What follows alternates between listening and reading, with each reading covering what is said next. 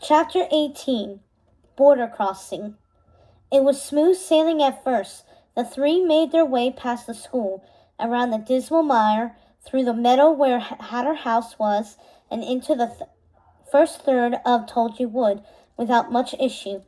Chester was having the time of his life piloting the roadster, and Red felt her heart rate mounting with excitement as they covered the length of 50 soldier cars laid end to end, 100, 200, past the farthest point Red had ever traveled in her life. Wind whipped through the open body of the car and sent their hair and her veil flying merrily. The dark green canopy of trees and mysterious little fireflies felt welcoming at first. Then Ace pointed to a large outcropping of boulders. "Haven't we passed that already?" "At least twice," Red said uneasily.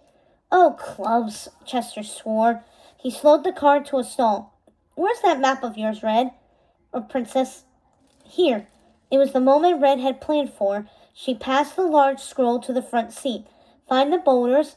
Can you see what version of the map we're on?" Ace studied the scrawled drawings carefully, then located the rocky outcropping on the page.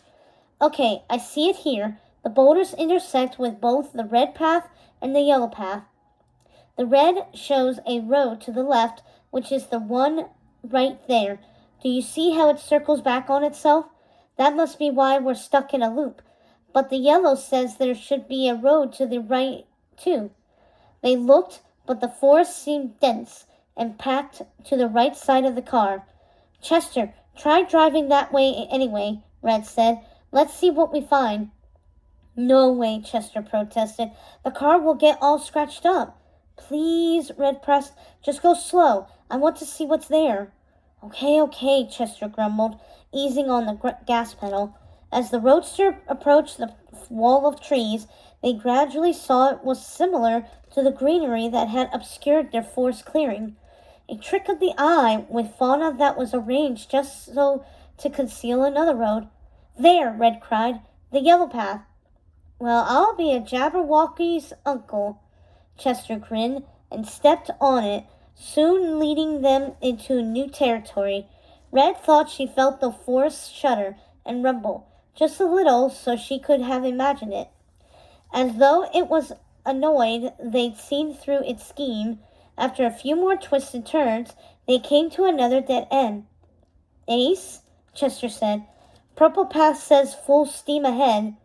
All they could see was a little ridge leading to empty space, but as Chester crested it, they saw that the road dipped sharply down deeper into the forest. Soon they were cruising the wood like experts, Chester swerving boldly ahead, even where there was no path in sight, Ace calling out directions, and Red laughing at their excitement in the back seat. No matter how thickly the forest grew or tried to confuse them, the roadster tooled along at a fast clip until the trees began to thin ahead. "Chester, slow down," Red said sharply. "Do you see what I see?" They had driven almost completely through the wood and into a dark, open field.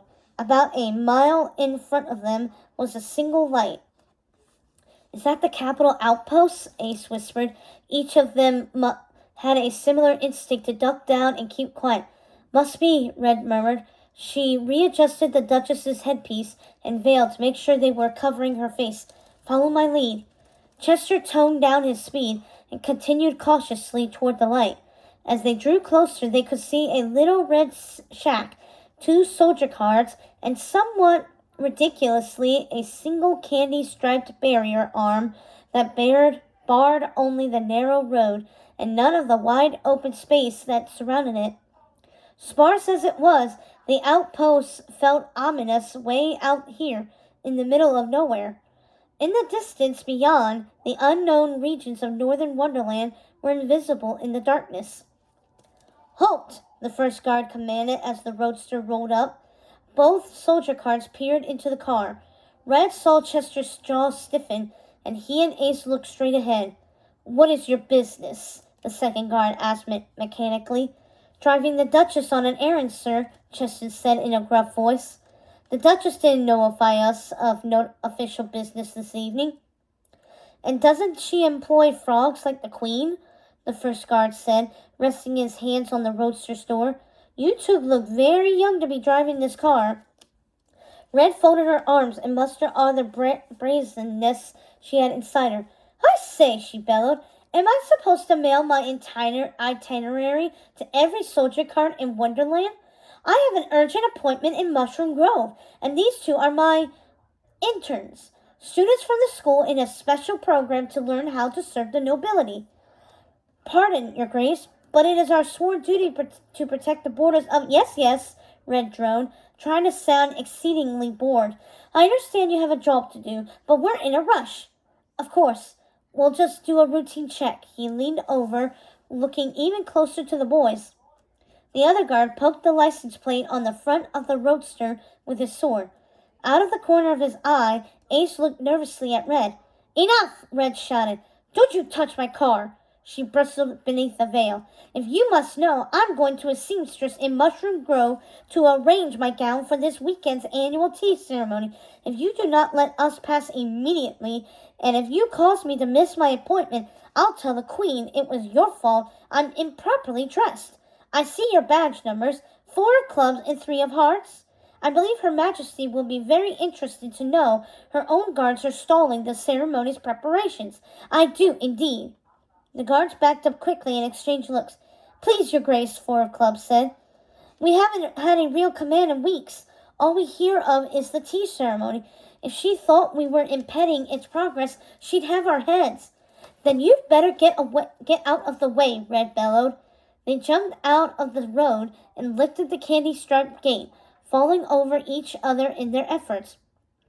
Perhaps I'll forget this little episode, Red grumbled, settling back into the seat. But we'd better be granted swift return if that's the case. Of course, Your Grace, 3 of Hearts said. Safe travels to you. With that, Chester stepped on the gas and the roadster lurched away from the outpost.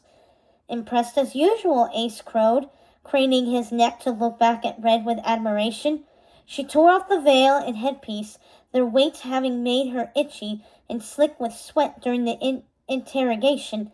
The cold night air hit her face as they drove, a relief. Thank you, she gasped. I thought they had us for a second. Me too, Chester said over the motor. But forget all that now. Look. Red looked, and her heart caught in her throat. On the very edge of the horizon, one tiny pinprick of light blinked in the black fabric of the night.